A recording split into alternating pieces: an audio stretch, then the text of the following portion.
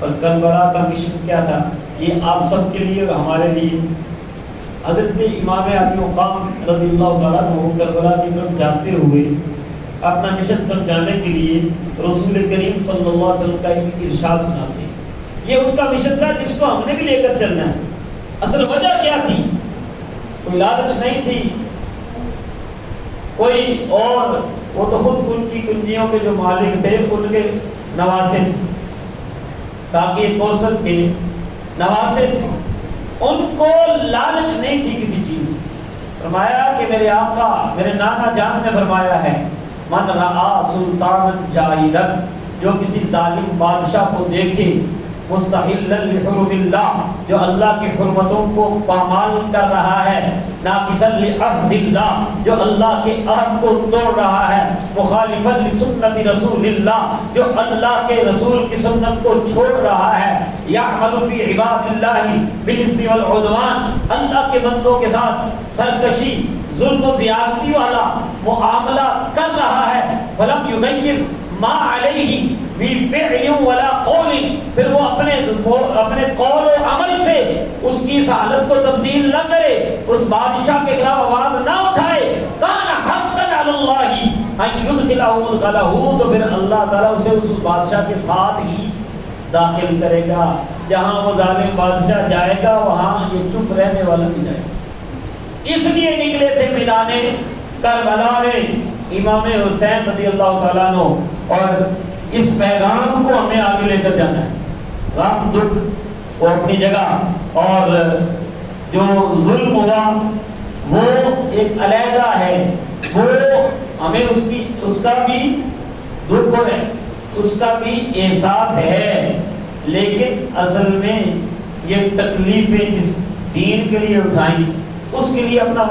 وقت کرنا ہے۔ آخری رات سیدہ زینب رضی اللہ تعالی عنہا جو آپ کی بہن ہیں ان سے کہنے لگے، اتق اللہ وتعز بعزاء اللہ، اے میری بہن اللہ سے ڈرتی رہنا اور اللہ کی بارگاہ سے صبر کر کے اس تکلیف کا اجر لینا۔ وَاعْلَمِي أَنَّ أَهْلَ الْأَرْضِ يَمُوتُونَ، جان لے زمین والے بھی مر جائیں گے، وَأَهْلَ السَّمَاءِ لَا يَبْقَوْنَ، اور آسمان کی مخلوق بھی باقی نہیں رہنے والی، وَأَنَّ كُلَّ شَيْءٍ هَالِكٌ إِلَّا وَجْهَ اللَّهِ، کائنات کی ہر چیز ہلاک ہو جائے گی، صرف اللہ کی ذات رہ جائے گی۔ ابھی خیر منی، میرے والد مجھ سے بہتر تھے وہ نہیں رہے، امی خیر منی، میری امی جان مجھ سے بہتر تھی وہ نہیں، اخی خیر منی، میرے برادر اکبر حسن مجھ سے بہتر تھے وہ نہیں رہے، لی ولہم ولکل مسلم برسول اللہ اسوہ، میرے لیے بھی ان کے لیے بھی ہر مسلمان کے لیے رسول اللہ کی زندگی میں بہترین نمونہ ہے۔ یہ پیغام دے رہے، یہ ہمارے لیے بھی پیغام ہے، اور ساتھ یہ بھی فرمایا، یا اخیتو، یا اخیتو اقسم علیکی، اے میری بہن میں تجھے قسم دیتا ہوں، لا تشقی علی جیبا، مجھ پر گریبان نہ پاڑنا،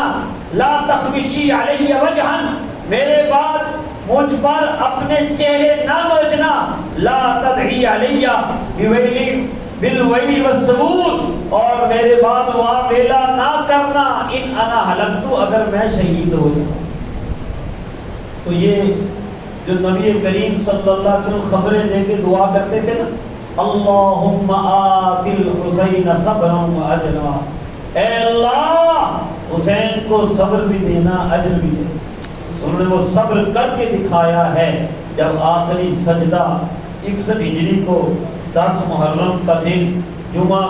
کا مبارک وقت، اور سجدہ جب کر رہے ہیں، اور اس وقت سارا کنبہ 72 لوگ کٹوا دیے ہیں اور شہید کروا دیے ہیں، خود سجدے میں سر رکھ کے یہ کہہ رہے ہیں، اللہ تیری رضا پہ حسین راضی ہے، تیرے حکم پہ سر تسلیم خم ہے، سبحان ربی الاعلی، سبحان ربی الاعلی، سبحان ربی الاعلی۔ اللہ تبارک و تعالی ان سب ہستیوں کے درجے بلند فرمائے اور ان کے صدقے ہم سب کی بخشش فرمائے۔